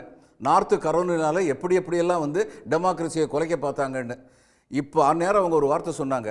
முந்தி மாதிரி டெமோக்ரஸியை சிதைக்கிறதுக்கு ஜென்ரல் ஆஃப் தி ஆர்மி வந்து ரேடியோ ஸ்டேஷனையும் டிவி ஸ்டேஷனையும் பிடிச்சிட்டு பிரசிடெண்ட்டை வந்து ரூமுக்குள்ளேயே வீட்டுக்குள்ளேயே காவலில் வைக்க வேண்டிய தேவையில்லை. ஜனநாயகத்தின் மூலம் தேர்ந்தெடுக்கப்பட்டவர்கள் ஜனநாயகத்தின் தூண்களை சிதைத்து விட்டால் அங்கு ஜனநாயகம் சிதைந்துவிடும் அப்படின்னு சொன்னாங்க. ஜனநாயகத்தின் தூண்கள் உச்சநீதிமன்றம், தேர்தல் ஆணையம் போன்றவை. இன்றைக்கி தேர்தல் ஆணையத்தில் வந்து கேள்வி தானே கேட்குறோம். செகண்ட் ஃபேஸ் ஆஃப் போலிங்கில் வந்து எத்தனை பேர் ஓட்டு போட்டாங்க? நீங்கள் என்ன விழுக்காடை பற்றியே பேசிக்கிட்டு இருக்கீங்க? எத்தனை பேர் ஓட்டு போட்டாங்கன்னு கேள்வி தானே கேட்டோம். அடுத்து வந்து ஹரியானா அதப்படி லாஸ்ட் மினிட்ல வந்து 11% போலிங் நடந்தது. நான் வந்து மாவட்ட தேர்தல் அதிகாரியாக இருந்திருக்கேன். ஒரு தேர்தல் பூத்தில் வந்து 5 மணி வரைக்கும் தேர்தல் முடியுதுன்னா 5 மணிக்கு தேர்தல் அதிகாரி வெளியில் போவார். கியூவில் நின்றுக்கிட்டு இருப்பாங்க ஓட்டு போடுறதுக்கு. அதில் கடைசியில் நிற்கிறவர்கிட்ட இருந்து டோக்கன் கொடுக்க ஆரம்பிப்பாங்க. ஏன்னா அதுக்கு அடுத்து வர்றவர் கிடையாது, ஓட்டு போடுற உரிமை கிடையாது. அப்போ இப்படி கொடுக்குற போது 11 விழுக்காடு கடைசி நேரத்தில் வந்தாங்கங்கிறது நம்ப இயலாத ஒரு காரியமாக தெரியுது தேர்தலை நடத்தினவங்களுக்கு. இதை பற்றி கேள்விதானே கேட்டோம். நீங்கள் குற்றம் செய்தவர்கள்னு சொல்லலை, இப்படிப்பட்ட சந்தேகங்கள் இருக்கிறத அதுக்கு தெளிவு சொல்லுங்கன்னு தானே கேட்டோம். கேட்க போன 35 ஆண்டுகளாக இந்த நாட்டில் வந்து சீஃப் செக்ரட்டரியா, டிஜிபியா, அம்பாசடரா, ஜெனரல் ஆஃப் தி ஆர்மியா வேலை பார்த்தவங்கெல்லாம் போனபோது அவங்களுக்கு கொடுத்த மரியாதை என்ன? வாசலில் வச்சு அவங்கள திருப்பி அனுப்பி விட்டது இந்த தேர்தல் ஆணையம். இதுதான் உண்மை. கான்ஸ்டிடியூஷனல் கான்டாக்ட் குரூப்னு சொல்லி ஒரு குரூப்பில் நான் வந்து உறுப்பினராக இருக்கேன். அவங்களும் மற்றவங்களும் சில வாக்குச்சீட்டு உரிமை காக்கப்பட வேண்டும் சொல்கிற சில என்ஜிஓஸ் இவங்கெல்லாம் போனபோது அவங்களுக்கு கொடுத்த மரியாதை இதுதான் தேர்தல் ஆணையம். ஏன் உள்ள விடலை? பதில் சொல்ல முடியாது. இந்த கேள்விக்கு இப்போ நான் கேட்குறேனே, இந்த கேள்விக்கு பதில் சொல்ல முடியாது. நான் 3 வருஷமாக வந்து இந்த மாதிரி விவாதங்களில் வந்து ஒரு கேள்வி கேட்டுக்கிட்டு இருக்கேன். வர்ணாசிர தர்மத்தை சனாதன தர்மம் ஆதரிக்கிறதா இல்லையா? வர்ணாசிர தர்மத்தை RSS ஆதரிக்கிறதா இல்லையா? இதுக்கு என்ன பதில்? உண்டு அல்லது இல்லை. அந்த பதில் வரவே வராது. இது மாதிரி தான் இது உண்டு. வர்ணாசிரமத்தை குமார் அவர்கள் பிஜேபி இல்ல, அவர் வந்து ஒரு அட்வைசர், நடுநிலையாளர், அதனால சொல்றாரு. எந்தவித புரிதல் இருந்தாலுமே பிறப்புக்கும் எல்லா உயிர்க்கும் அப்படிங்கிற ஒரு தத்துவத்துக்கும் பிறப்பால் சில பேர் உயர்ந்தோர் சில பேர் தாழ்ந்தோர் சொல்ற தத்துவத்துக்கும் வர்ணாசிர தர்மம் வந்து என்ன சொல்லுதுன்னா, சில பேர் சில தொழில் தான் பண்ண முடியும் அப்படின்னு சொல்லுது. அதுக்கு எதிர்ப்பு வந்து எங்க இருந்து வரத்தான் செய்யும். அதனால அடிப்படையா நான் சொல்ல விரும்புறது என்னன்னா, இங்க வந்து அரசியலமைப்பு சட்டத்தை இவர்கள் பாதுகாக்கிறார்களா, லெவல் பிளேயிங் ஃபீல்டு கொடுத்துருக்காங்களா? நான் வந்து ஆளுங்கட்சிக்கு எதிர்ப்பாளனாக இருந்தால் என் மேல் ஈடி பாயும். அது ஒரு ஏழை விவசாயியை கூட காட்டெருமையை நீ என்னமோ பண்ணிவிட்டேன்னு சொல்லி ஈடி பாயும். ஆனால் நான் ஆளுங்கட்சிக்கு அனுசரணையாக நடந்து கொண்டு விட்டேன் என்றால், நான் ஆளுங்கட்சியின் ஆதரவாளராக இருந்து விட்டேன் என்றால், இந்த நாட்டில் நான் என்ன செய்தாலும் கேள்விகள் கேட்கப்பட மாட்டாது. இதுக்கு ப்ரூஃப் வேணுமா? எல்லாருக்குமே தெரியுமே இதான் நடக்குதுன்னு. என்ன அரசியல் பாதுகாக்கப்படுது? ஸ்ரீகாந்த் குறுக்கிட்டீங்க. குறுக்கிடலைங்க, முதல்ல எனக்கு நேரம் கொடுங்க, நான் குறுக்கிடுறேன். அனைவருக்கும் வணக்கம். எல்லாருக்கும் அரசியலமைப்பு தினத்தின் வாழ்த்துக்களை தெரிவிச்சுக்கிறேன். மிக முக்கியமான நாள் நவம்பர் 26ன்னா எனக்கு ரொம்ப பிடித்தமான நாள். ஏன்னா இது நம்ம அரசியலமைப்பு சட்ட தினம் மட்டும் இல்லை, என்னுடைய பிறந்த நாளும் கூட. அதனால் நான் ரொம்ப மகிழ்ச்சிக்குரிய நாளாக இதை நான் கருதுகிறேன். அதனால் இன்றைக்கு எல்லாரும் பேசினாங்க, நான் ஒருத்தருக்கு பதில் சொல்லணும். முதல்ல அவர் பாலச்சந்திரன் அவர்கள் ரொம்ப தெளிவாக ஒரு விஷயம் சொன்னார். அவர் அதிகாரியாக இருந்ததுனால தெரியும். 2 விஷயம் சொன்னார். கடைசியாக அரசியலமைப்பு சம்மந்தம் இல்லாமல் சனாதனப்படுத்தி பிறப்புக்கும் எல்லா உயிருக்கும் ஒருத்தனுக்கு பிறப்பனால பதவிகள் பொறுப்புகள் கிடைக்கக்கூடாதுன்னாரு. அநேகமாக திமுகவில் முதல்வர் பதவிகள் பிறப்புனால கிடைக்கிறத அவர் குறிப்பிட்டு சொல்கிறாருன்னு நினைக்கிறேன். அதுதான் சனாதனம் அப்படிங்கிறத அவர் சொல்கிறாருன்னு நினைக்கிறேன். முதல்வரின் மகன், முதல்வரின் பேரன் அப்படின்னு எல்லாம் போகிறது சனாதனத்தை குறிக்குதுன்னு அவர் சொல்கிறார் போல இருக்கலாம். நான் முக்கியமாக சொல்லணும்னு நினைக்கிறது அரசியலமைப்பு சட்டத்தை பற்றி பீட்டர் அண்ணன் கூட சொன்னார், சரியானவர்கள் கையில் இருந்தால் அப்படின்னாரு. இதுக்கு நான் விளக்கம் கண்டிப்பாக இது சொல்லணும். சரியானவர்கள் கையில் இல்லாமல் போனால் என்னென்னலாம் ஆபத்து வரும் அப்படின்னு சொன்னாங்க. முதல்ல ராகுல் காந்தி அவர்கள் ஏன் இந்த விஷயத்தை எடுத்திருக்காருங்கிறதையும் பாலச்சந்திரன் சார் சொன்னார். என்னென்னா அவர் இந்த அமெரிக்க வழக்கை பற்றி ஒரு விஷயம், ஒவ்வொரு பாராளுமன்ற கூட்டம் தொடங்குறது பற்றியும் ஒரு வழக்கை ஒன்று கொண்டாடுவார். ஏதாவது ஒரு பிரச்சனை உருவாக்குவார், ஒரு பரபரப்பு நாடாளுமன்றத்துக்கு ஒரு நாள் முன்னாடி. இந்த முறை அவர் கொண்டாந்ததில் என்ன ஆச்சுன்னா அவர் மேலேயே பாஞ்சிருச்சு. அவர் 2 நாள் முன்னாடியே கொண்டாந்தாரு. நம்ம தமிழக முதல்வரே ரொம்ப கோபமாயிட்டாரு. ஏன்னா தமிழக முதல்வர் லஞ்சம் வாங்கியிருக்காரு, ஆந்திர முதல்வர் ஒய்எஸ்ஆர் ரெட்டி லஞ்சம் வாங்கியிருக்காரு. கேளுங்க, அதானிக்கு எதிராக அமெரிக்க நீதிமன்றம் அதை பத்தி இல்ல, ஒரு நிமிஷம், ராகுல் காந்தி கொண்டு வந்ததா இல்ல, நீங்க மத்தவங்கள்ட்ட எல்லாம் சொல்லுவது முழுமையா கேட்டீங்க. என்னோட முழுமையா கேட்டுட்டு உங்க கேள்வி கேளுங்க. மாநிலம் சொல்றாரு, கேள்விக்கு பதில் சொல்லிட்டு பேசுங்க. ராகுல் காந்தி தான் அதானி மேல என்கொயரியை இனிஷியேட் பண்ணாரா? 2000 கோடி ஊழல் பண்ணாங்க, லஞ்சம் கொடுத்தாங்க அப்படின்றத கண்டுபிடிச்சது ராகுல் காந்தியா? ஆமா. பிடிவாரண்ட் போட்டது ராகுல் காந்தியா? அவர் கொண்டு வந்ததா? ஆமா, ஜார்ஜ் அவர் அமெரிக்கா வெளிப்படையாக இந்திய அரசாங்கம், இந்தியாவுடைய எக்ஸ்டர்னல் அஃபேர்ஸ் மினிஸ்ட்ரி அமெரிக்காவை क्वेश्चन பண்ணனும்ல. அது உண்மை என்றால் அதான் பிஜேபியோட ஸ்டாண்ட்னா நீங்க அபிஷியலா கண்டம் பண்ணனும்ல. கண்டிப்பா மாட்டுவாரு. ஏன்னா இவர் வெளிநாட்டுக்கு போறப்ப இவர் பார்பலாரி, ஜார்ஜ் சோரஸ் இவங்களெல்லாம் பார்த்து இந்த மாதிரி ஒரு கட்டமைக்கிறார். இதுக்கு முன்னாடி 2 முறை கேஸ்கள் தோல்வி அடைந்திருக்கு அவர் கொண்டு வந்தது. அந்த மாதிரி கொண்டாந்தாரு. இன்னைக்கு காங்கிரசும் திமுக இந்தி அமெரிக்கால ஒரு லஞ்சம் வாங்கிட்டாங்க இஷ்யூ பண்ண சம்மன் சார், அது விட்டுட்டு அமெரிக்கால FBI ஃபைல் பண்ணிருக்கிற சார்ஜ் ஷீட். அதனால அதுக்கு ராகுல் காந்தி என்ன சொன்னாரு? இன்னைக்கு பாராளுமன்றத்துல பேசல. அதை ஏன் பேசல? ஏன் பேச கூடாது? அத பேசாம எதிர்க்கட்சி தலைவருக்கு வேற என்ன வேலை? போயிட்டாரு. அதை பேசாம எதிர்க்கட்சி தலைவருக்கு என்ன சார் வேலை? அவர் அதை விட்டுட்டு நீ கான்ஸ்டிடியூஷன், அதை விட கான்ஸ்டிடியூஷன் டேக்கு ஏன் போயிட்டாங்கன்னா இவர் சார் நேத்தே பேசினாங்க சார், நேத்தே அதை பேசுறது கேட்டாங்க, அனுமதிக்கல. ஏன் நேத்து ஹவுஸ் நடக்கல? கான்ஸ்டிடியூஷன் டேனால நேத்து ஹவுஸ் நடக்கல. ஒரே ஒரு நிமிஷம், அவர் கொடுத்த அவர் சொல்லி இருந்தது இங்க நடந்ததுல உண்மையா இருந்தா நம்ம தமிழ்நாடு முதலமைச்சர் விசாரிக்கிற வந்துரும். ஏன்னா தமிழ்நாடு காங்கிரஸோட கூட்டணியில இருக்குது. தமிழ்நாட்டுக்கு லஞ்சம் கொடுத்ததா இல்ல சொல்றேன், என்ன நடக்கும்னே தெரியும். விசாரிக்கட்டும், சிபிஐ விசாரிக்க சொன்னாரு. எல்லாம் எனக்கு தரல. குமார் சார் அவங்க விசாரணை கேக்குறாங்க சார். எனக்கு 100 கோடி ரூபாய் கொடுத்தாங்க, நான் திருப்பி கொடுத்துட்டேன், கொடுத்ததுக்கு லெட்டர் எழுதிட்டேன்னு சொல்லிருக்காரு. அப்படி சொல்லிருப்பாங்கல்ல. அது ஒரு ஆந்திரா கவர்மெண்ட் உடைய ஒரு ஸ்கீமுக்கு அவங்க கொடுத்த தொகையை வேணான்னு சொல்லி, உங்க சேரிட்டி பணம் வேணான்னு சொல்லி அவங்க ரிட்டர்ன் பண்ணிருக்காங்க. வாங்கலன்னு சொல்லணும்ல, சொல்லிருக்காங்க வாங்கலன்னு தான அர்த்தம். அது கவர்மெண்ட் ஸ்கீமுக்கு அவங்க கொடுத்த டொனேஷன் சார், சேரிட்டியே வேணான்னு சொல்றாங்க. இது கரெக்ட். ஆனால் அவர் எங்களுக்கு வேற ஏதோ பணம் தரல. क्वेश्चन அதானி ஊழல் தொடர்பாக கேள்வி கேட்டா ஏன் பிஜேபி இது சம்பந்தமா எதுவும் பேச மாட்டேங்குது? ஏன் ராகுல் காந்தி மேல பால திருப்பி போடுறீங்க? எப்போது நடந்திருக்கு? 3 வருஷமா தொடர்ந்து நடந்திருக்கு. இதுக்கு முன்னாடி எங்க சார் அமெரிக்கன் எடுத்து வந்ததே ராகுல் காந்தி. இல்ல ஒரு நிமிஷம், அமெரிக்கன் கோர்ட் எங்க பிடிவாரண்ட் பிடிப்பிச்சது? ராகுல் காந்தியா புகார்தாரர்? இல்ல அங்க பிறப்பித்து இங்க கொடுத்தது கொடுக்காததுல அவங்களுக்கு எப்படி சார் தெரியும்? சார் அங்க போய் அங்க இருக்கிற ஒரு அவருடைய உறவினர் ஒருத்தருடைய போனை சீஸ் பண்ணிருக்காங்க. நாலு ஸ்டேட்டுக்கு பணம் கொடுத்தாங்க, லஞ்சம் சார் 6 ஸ்டேட் இருக்கு சார், ஒரே ஸ்டேட்டுக்கு 1750 கோடி ஆந்திரா கொடுத்ததா சொல்றாங்க. விசாரிக்கணுமா இல்லையா? இல்ல இந்திய அரசு விசாரிக்கணுமா இல்லையா? இல்ல அத வந்து விசாரணை அதே அமெரிக்கா சொல்லி இருக்கிறது, விசாரிப்போம், அப்படி ஒண்ணு இல்லன்னா நாங்க உடனே விட்டுருவோம். நான் பிஜேபி கவர்மெண்ட்டை அவங்க சொல்றாங்க, பிஜேபி கவர்மெண்ட்ல எந்த சீஃப் மினிஸ்டரையும் பார்க்காமலேயே அதானிகளுக்கு நடக்கும். இப்ப பாயிண்ட் வந்து ஒரு குற்றச்சாட்டு வலுவா வந்த நிலையில ஏன் ஒரு விசாரணையை ஒன்றிய அரசு நடத்தல? கொள்முதல் செஞ்சது ஒன்றிய அரசாங்கத்தோட நிறுவனம். சோலார் எனர்ஜி கார்பரேஷன் ஆஃப் இந்தியான்னு ஒண்ணுதான் இதுல மிடில் மேனா இருந்திருக்கு. அவங்க ரோல விசாரிக்கிறது யாரு? ஸ்டேட் கவர்மெண்டா விசாரிக்கும். திரு ஸ்ரீகாந்த், அதாவது என்னுடைய நேரத்தில் நான் பேசுகிறேன், நான் விளக்கம் சொல்ல இதுக்கு தயாராக இருக்கேன். அதனால் முதல்ல வந்து நம்ம ஜனநாயகத்துக்கான இந்த நேரத்தில் நம்ம பேசின பேச்சுக்கு பதில் சொல்லிடுவோம். ஏன்னா நம்ம வேறு பக்கம் திரும்பி போகிறோம்.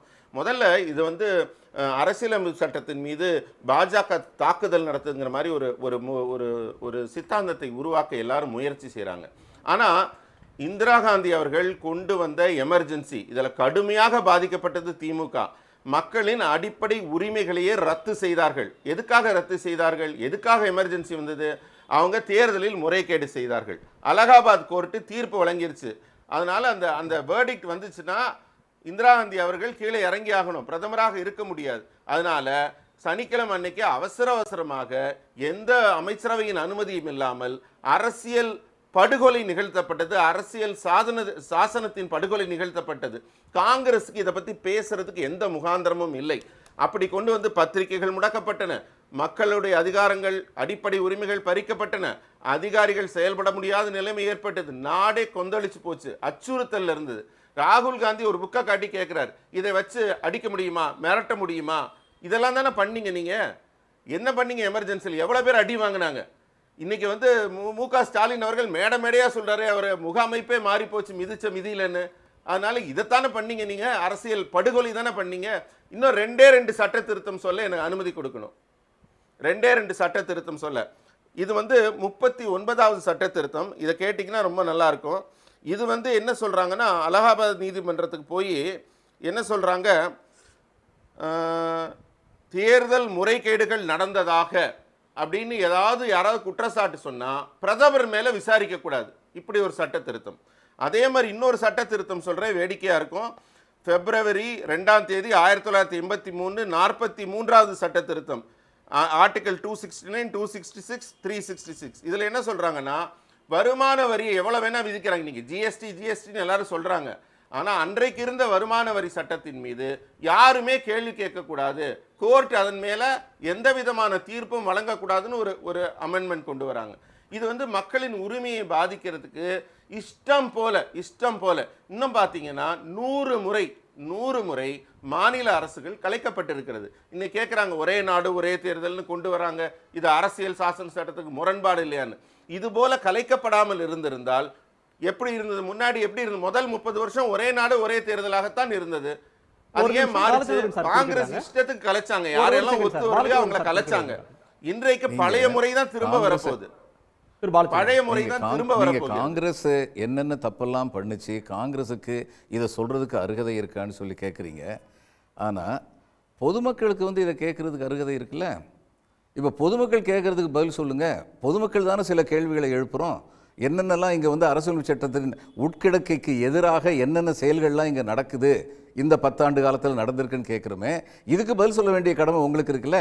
இதுக்கு எடுத்தாலும் காங்கிரஸ் அதை பண்ணுச்சு இதை பண்ணுச்சுன்னா இருங்க, காங்கிரஸ் அதெல்லாம் பண்ணுச்சுன்னு சொல்லி மக்கள் வந்து இது அதிருப்தி தெரிவிச்சாங்கன்னா காங்கிரஸ் இதெல்லாம் செஞ்சிச்சு அதனால நாங்க செய்யலாம்னு சொல்ல வரீங்களா?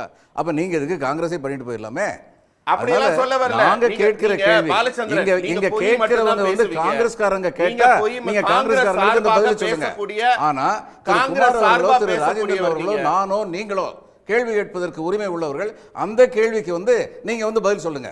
காங்கிரஸ் வந்து விட்டுருங்க கொஞ்ச நேரம், நாங்க கேட்ட கேள்விக்கு பதில் சொல்லுங்க. காங்கிரஸ் சார்பு நிலையில பேசுறவரு, நீங்க காங்கிரஸ் சார்பு நிலையில பேசுறவரு, நீங்க உடனே ஒரு பிராண்ட் பண்றீங்க. போயிட்டாருன்னு இல்ல போயிட்டாருன்னு அரசியல் சட்ட சார்பு நிலையில இருந்து பேசுறதா சொல்றாங்க. ராகுல் காந்தி எங்க போயிடுறாரு? ராகுல் காந்தி எங்க காண போயிடுறாரு? மக்களவை நடக்கும் போது வெளிநாட்டுல யாரோட சேர்ந்து காணா போயிடுறாரு? எந்த நாட்டுக்கு போறாருன்னு கூட சொல்லாம காணா போறாரு ராகுல் காந்தி. அவர் எல்லா கூட்டத்தோட வராரா? வந்தா கூட தூங்கிட்டு நாட்டுடைய பிரதமரா நான் இருக்காரு. எங்க நடத்துறாரு? எங்க அவர் எதிர்க்கட்சி தலைவராக செயல்பட்டு இருந்தால், ஒரு நிமிஷங்க, எதிர்க்கட்சி தலைவராக செயல்பட்டு இருந்தால் இன்றைக்கு மகாராஷ்டிரால நாங்க திரும்ப திரும்ப 4வது முறை வந்திருக்கிறோம். மத்திய அரசுல 3வது முறை வந்திருக்கிறோம். 100 சீட்டு மகாராஷ்டிரால தொடர்ந்து 3 முறை வாங்கினது நாங்க தான். அரசியல் சாசனத்தை மதிக்கிறோம். மக்களின் 6 மாசத்துக்கு நடந்த தேர்தல்ல மகாராஷ்டிரால நீங்க தோத்தீங்க. அதுக்கு என்ன அர்த்தம்? வாய்ப்பு கொடுக்கப்படுகிறது. சரி சார், மக்கள் உங்களுக்கு வாய்ப்பு தந்திருக்காங்க. இப்போ 6 மாதத்துக்கு முன்னாடி நடந்த மக்களவை தேர்தல்ல 48 சீட்ல 30 இடத்துல மக்கள் உங்களை தோற்கடிச்சாங்க. அப்படின்னா மக்கள் உங்களை நிராகரிச்சாங்கன்னு தானே அர்த்தம்? ஒரு நிமிஷம் திருப்பீட்டர் குறுக்கிடுறாரு. ஒரு நிமிஷம் திருப்பீட்டர். குணா உங்க கேள்வி இல்ல, இதுக்கு நான் பதில் சொல்றேன். ஒரு கேள்வி கேக்குறீங்க, எனக்கு பதில் சொல்ல அனுமதி கொடுங்க. ஒரு நிமிஷம் திருப்பீட்டர் பேசுறதையும் சேர்த்து பதில் சொல்லுங்க. அவர் வந்து இந்த 32nd amendment of the constitution சொல்றாரு. அந்த 32nd amendment of the constitution என்ன? அதுல வந்து பிரதமருக்கு விசாரிக்க கூடாதுன்னு எங்க இருக்குது?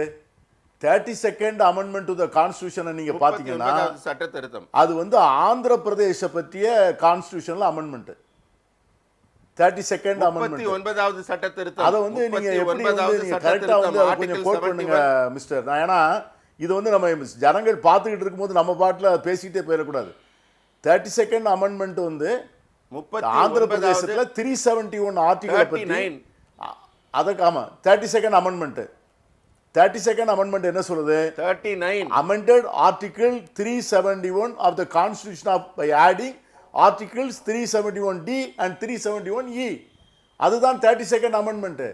அதுல பிரதமருடைய அதிகாரத்தை கேள்வி கேட்க கூடாதுன்னு எங்க இருக்கு? நான் சொல்ற காதுல வாங்குறீங்க. நான் என்ன சொல்றேன், ஒரு நிமிஷம் நீங்க வந்து இதெல்லாம் வந்து நம்ம கரெக்டா பேசுறீங்க. நீங்க கரெக்டாவது நீங்க அந்த அமெண்ட் சொல்லுங்க, அந்த அமெண்ட்மெண்ட்டை கரெக்டா சொல்லுங்க. நீங்க எந்த அமெண்ட்மெண்ட்ல வந்து இந்திரா காந்தி அப்படி பண்ணாரு? காதுல வாங்கலையா? விசாரிக்க முடியாது. அரசியல் சாசன சட்டத்தை எப்பொழுது திருத்தினார்னு சொல்லுங்க.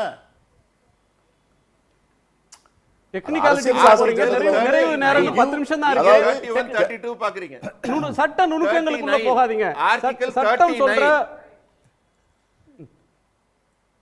இங்க பாருங்க, 39 பாக்குறீங்க. 39 ஸ்ரீகாந்த் உங்க நிறைவு பார்வை சுருக்கமா சொல்ல முடியுங்க? 39 31 32 இல்ல 39 பார்த்துட்டு சொல்லுங்க. நான் சொல்றேன் article 71, article 329, article subsection 329A பிரதமரை கேள்வி கேட்க கூடாதுன்னு சட்ட திருத்தம். இதான் எமர்ஜென்சி. இதுதான் எமர்ஜென்சி. பிரதமர் இஷ்டத்துக்கு எல்லாத்தையும் செய்யலான்னு மாநிலங்களவை அதிகாரம் கொடுத்த தீர்ப்பு, அரசியல் சட்ட தீர்ப்பு வந்து தேர்தல் ஆணையரை யார் தேர்ந்தெடுக்கணும்ன்றது உச்சநீதிமன்றத்தோட தலைமை நீதிபதி இருக்கணும்னு உச்சநீதிமன்ற அரசியல் சாசன அமர்வு தீர்ப்பு கொடுத்த பிறகு ஒரு அமெண்ட்மெண்ட் கொண்டு வந்து அவர் இருக்க தேவையில்லை, மந்திரி சபையில இருக்கிற ஒரு மந்திரியை வச்சு நாங்க தேர்ந்தெடுக்கிறோம் சொல்லி ஒரு அமெண்ட்மெண்ட்டை கடைசியா கொண்டு வந்தாங்க. அதாவது அது என்ன ஜனநாயகத்தை வலுப்படுத்துற ஒரு விஷயமா? என்ன காங்கிரஸ் கான்ஸ்டிடியூஷன் ஸ்ட்ரெங்தன் பண்ற விஷயமா? அது கண்டிப்பா இல்ல. நீங்க அதிகார அத்துமீறல்களை எல்லாம் நான் பட்டியலிடுகிறேன். ஆனா இதுல வந்து காலத்திற்கும் சூழலுக்கும் ஏற்ப ஒரு முன்னேற்றத்துக்கான மாற்றங்கள் வரதை நீங்க விமர்சிக்கிறீங்க. விமர்சனம் கேள்வி கேட்டுட்டே போலாம். இன்றைக்கு ஊடக வெளிச்சம் இருக்கும்போது ஒவ்வொரு செயலுக்கும் கேள்வி கேட்கலாம், அதற்கு பதிலும் பெறலாம். இன்னைக்கு ஊடகங்கள் விழிப்புடன் இருக்கின்றன. காங்கிரஸ் ஆட்சி மாதிரி அடக்குமுறை இல்லை. உயர் நீதிமன்றங்கள் விழிப்புடன் இருக்கின்றன. காங்கிரஸ் ஆட்சி மாதிரி அடக்குமுறை இல்லை. அரசியல் தலைவர்கள் அரெஸ்ட் செஞ்சு வீட்டு சிறையில் வைக்கப்படவில்லை. அதனால எல்லாரும் விழிப்போட கேள்வி கேட்கலாம். இன்னைக்கு அரவிந்த் கெஜ்ரிவால் அரெஸ்ட் ஆனாரு, அதெல்லாம் அரசியல் கைதுன்னு சொல்லிடலாம். முப்தி முகமது சயீது, ஃபருக் அப்துல்லா அவங்களாம் எதுக்கு அரெஸ்ட் ஆனாங்க? ஜம்மு காஷ்மீர்ல வந்து குலாம் நபி ஆசாத்தை தவிர அத்தனை முன்னாள் முதல்வர்களும் வீட்டு சிறையில் வைக்கப்பட்டாங்களே சார், அது எப்ப நடந்தது? அது அரசியல் கைது இல்லையா? சரி, 2 வருஷத்துக்கு முன்னாடி தான் நடந்தது. அது மேல கேஸ் போட்டது யாரு? நாங்களா? டெல்லி முதல்வர் மேல அரவிந்த் கெஜ்ரிவால் மேல கேஸ் போட்டது நாங்களா? காங்கிரஸ். அப்துல்லா சன்ன எதுக்கு சார் ஒரு உமர் அப்துல்லாவை மாத கணக்குல வீட்டு சிறையில் எதுக்கு வச்சாங்க? என் கேள்விக்கு பதில் சொல்லுங்க. அரவிந்த் கெஜ்ரிவால் மேல கேஸ் போட்டது நாங்களா காங்கிரஸா? சரி, அஜித் பவார் மேல குற்றம் சாட்டினது நரேந்திர மோடியா ராகுல் காந்தியா? ஊழல்.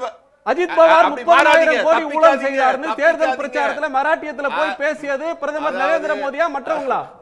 அந்த 30,000 கோடி ஊழல் புகாருக்கு ஆளானவரை அதே கூட்டணியில சேர்த்துக்கிட்டு பதவி கொடுத்தது யாரு? ஏன் அவர் மேல இடி பாயல? அதைத்தானே திரு பாலச்சந்திரன் கேட்டாரு. கண்டிப்பாக எல்லார் மேலேயும் ஈடி பாயும். இப்ப கூட வரும். எல்லாம் இப்ப வந்திருக்குல்ல இந்த யூஎஸ் கேஸ் சொல்றாங்க, அதுலயும் ஈடி வரும். நீங்க இப்ப அது முன்னாடி விரைவாக செய்ய மாட்டாங்க. அதானின்ற பேரே உங்களால சொல்ல முடியல. யூஎஸ் கேஸ் தானே சொல்றீங்க. பிஜேபி தலைவர்கள் யாருமே, செய்தி தொடர்பாளர்கள் யாருமே பார்லிமெண்ட்லயும் அதானின்றத சொல்றதில்ல, வெளியிலயும் சொல்றது இல்ல. ஒரு நிமிஷம். நன்றி சார். இன்னும் 5 நிமிஷத்துல மற்றவங்களுடைய கருத்தை கேட்டு நிறைவு செய்யறேன். திருப்பி தமிழ்நாட்டில இருந்து இங்க பாருங்க 10 லட்சம் இல்ல, அதாவது இன்னைக்கு வந்து அரசியல் சாசன சட்டத்தை பற்றி பேசுகிறோம். இன்னைக்கு அரசியல் சாசன சட்டத்தை இன்னைக்கு வந்து 75வது ஆண்டு கொண்டாடுகின்ற போது ஆர்எஸ்எஸ் இயக்கம் 100வது ஆண்டை கொண்டாடுகிறது. இன்னைக்கு வந்து ஆர்எஸ்எஸ் இயக்கம் 100வது ஆண்டு கொண்டாடுகின்ற நேரத்தில் இந்த நாட்டினுடைய குடியரசுத் தலைவர், இந்த நாட்டினுடைய பிரதமர், இந்த நாட்டினுடைய உள்துறை அமைச்சர், இந்த நாட்டினுடைய துணை குடியரசுத் தலைவர் அத்தனை பேரும் ஆர்எஸ்எஸ் இயக்கத்தினுடைய முழு நேர சகா செய்கின்ற சுயம் சேவக்குகள். இவர்கள் கொண்டாடுகின்ற ஆர்எஸ்எஸ் இயக்கத்தினுடைய கொள்கை தான் இன்னைக்கு வந்து என்ன சொன்னாங்கன்னா, இந்த அரசியல் சாசன சட்டத்தை நாங்கள் ஏற்றுக்கொள்ள மாட்டோம்.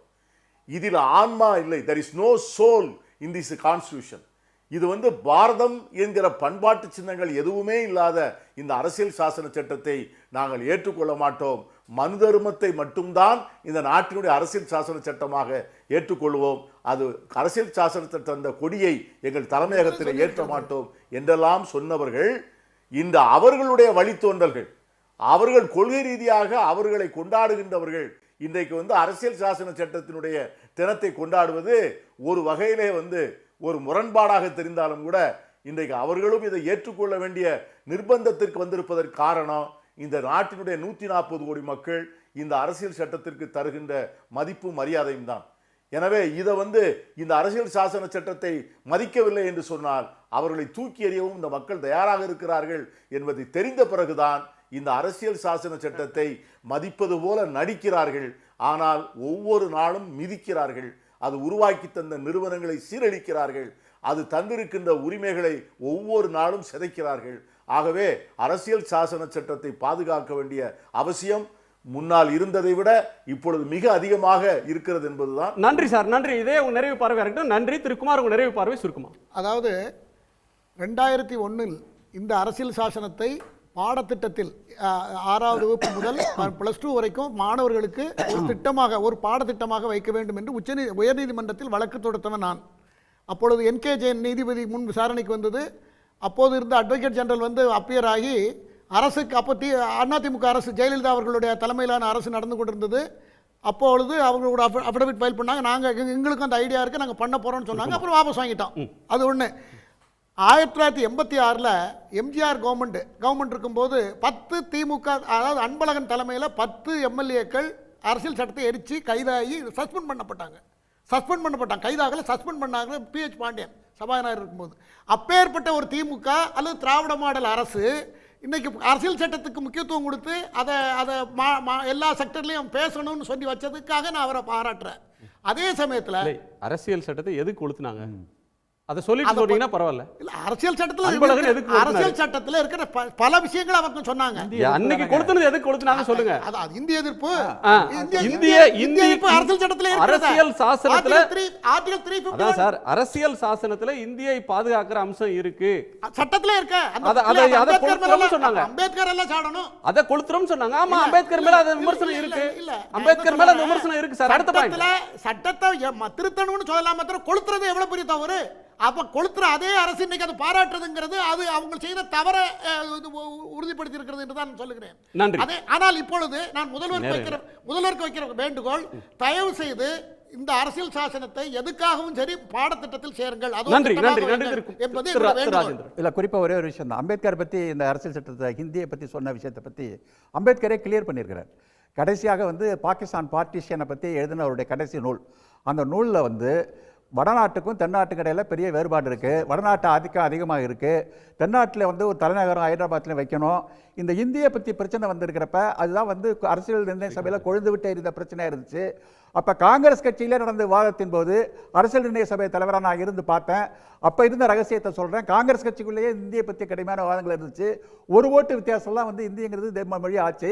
அது அப்போ எழுதப்பட்டது. இன்றைக்கு வந்து இந்திய ஆதிக்கம் அதிகமாக போனதுனால இன்றைக்கு வந்து அந்த இந்திய ஆதிக்கத்தை பற்றி மறுபரிசீலனை செய்ய வேண்டிய அவசியம் வந்திருக்கு அப்படிங்கிறது தான் கடைசியாக அம்பேத்கர் என்ன புத்தகம் தெளிவாக கிளாரிஃபை பண்ணிட்டார் அந்த விஷயத்தை. ஒன்று. ரெண்டாவது வந்து அரசியல் சட்டம் அப்படிங்கிறது வந்து சனாதன தர்மம் தான் இந்த நாட்டில் இருக்கும், சாஸ்திரம் தான் இந்த நாட்டை வந்து ஆட்சி செய்யணும். நம்முடைய இருங்க எங்கேயுமே சொல்லல சார், நாட்டில் நீங்க நான் சொல்லுங்க எல்லாரும் கவர்னர்ல இருந்து சொல்லிட்டு சட்டத்துல இல்ல அதான் சொல்றேன் சனாதன பெரியவங்க அதெல்லாம் பேச வேண்டியது இல்ல.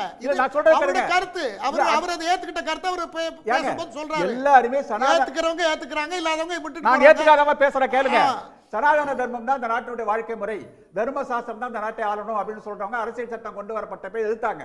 RSS பெண்களுக்கு ஓட்டுரிமை கொடுக்கக்கூடாதுன்னு சொன்னுச்சு, மொழி வழி மாநிலங்கள் இருக்கக்கூடாதுன்னு சொன்னுச்சு, இந்திரா காந்தி பிரதமரானதுக்கு போறோம் விதவைகள்லாம் இந்த நாட்டுக்கு வரக்கூடாதுன்னு சொன்னுச்சு, கோல்வாக்கர் இதெல்லாம் எழுதி வச்சிருக்கிறாரு. தர்ம சாஸ்திரத்தின் அடிப்படையில் இந்த நாடு நடக்கணும்னு சொன்னவங்க அரசியல் சட்டத்தின் கீழே கட்டுப்பட்டு நடக்க வேண்டிய ஒரு கட்டாயம் வந்ததற்கு பிறகு இந்த அரசியல் சட்டத்தை தர்ம சாஸ்திரத்துக்கு மாற்றி இந்த சட்டத்தை எப்படி விளைக்கலாம் அப்படிங்கிறதுக்கான வேலையை தான் இன்னைக்கு செஞ்சுட்டு இருக்காங்க. அதனால தான் நம்ம சட்டத்தின் பேரில் உறுதிமொழி எடுத்துட்டு இருக்கோம். நன்றி சார். நன்றி. திரு ஸ்ரீகாந்த் சுருக்கமா. அதாவது பீட்டர் அண்ணா பேசுறப்ப அழகான ஒரு வார்த்தை சொன்னார். யார் அரசியல் சாசனத்தை மதிக்கவில்லையோ அவர்கள் மக்களால் தொடர்ந்து புறக்கணிக்கப்படுவார்கள்னு. இன்னைக்கு காங்கிரஸ் கட்சி முற்றிலுமாக புறக்கணிக்கப்பட்டதற்கு முழுமையான காரணம் அரசியல் சாசன சட்டத்தை சந்தர்ப்பவாதமாக யூஸ் பண்ணியிருக்கிறாங்க. அதாவது இவங்க வந்து எப்படி தெரியுமா, செக்யூலர் முகமூடி அணிந்த பாசிஸ்டுகள். அது ஒரு விஷயம். ராஜேந்திரன் சாருக்கு ஒரு விஷயம் சொல்லணும். சனாதனத்தை பத்தி மூச்சு முட்டை பேசுறாருல, இவர் போய் திராவிடர் கழக ஆசிரியர் வீரமணி கிட்ட உனக்கு அப்புறம் ஏன் உன் பையன் வந்திருக்கான் அப்படின்னு கேட்டவுடனே இவருக்கு விடுதலை கொடுத்துட்டாங்க. அவரை பாவம் கழகத்தில் இருக்க முடியாம தான் வெளில வந்த காலத்துல அவர் மகன்லாம் வரலங்க. அவர் திராவிடர் கழகத்திலிருந்து வெளியேறிய காலத்தில் அவர் குடும்பத்திலிருந்து யாரும் வரல, அவர் மகன் திராவிடர் கழக பொறுப்புலாம் வரல. அவருக்கு பிரச்சனை வேற, நீங்க உங்கள்ட்ட சொல்லப்பட்டிருக்கிற பிரச்சனை வேற. முழுமையா தெரிஞ்சுவாங்க. கருத்தியலா பேசுறப்ப நீங்க ஒரு தனிமனித பிரச்சனை எடுத்து வச்சிட்டு பேசுறீங்க. எவ்வளவு பலவீனமா இருக்கீங்க. ஒரு வாதத்தை வந்து கருத்தியல் ரீதியா சந்திக்கிறதுக்கு உங்களுக்கு துணிச்சல் இல்லாம ஒரு தனிமனித பிரச்சனை கொண்டு வந்து போட்டு அந்த வாதத்தை பேசுறீங்க. எவ்வளவு வீக்கா இருக்கீங்கன்னு தான் காட்டுது. நன்றி. அது ஒரு சமுதாய இயக்கம், அரசியல் இயக்கமா நீக்குங்க முதல்ல.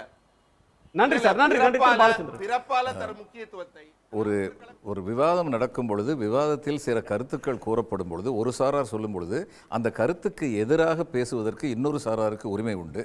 அந்த கருத்துக்கு எதிராக பேசுறதுக்கு பாயிண்ட் இல்லாதவங்க தனி மனித தாக்குதலில் ஈடுபடுவார்கள். அதைத்தான் தொடர்ந்து செய்து கொண்டிருக்கிறார் நம்முடைய நண்பர்.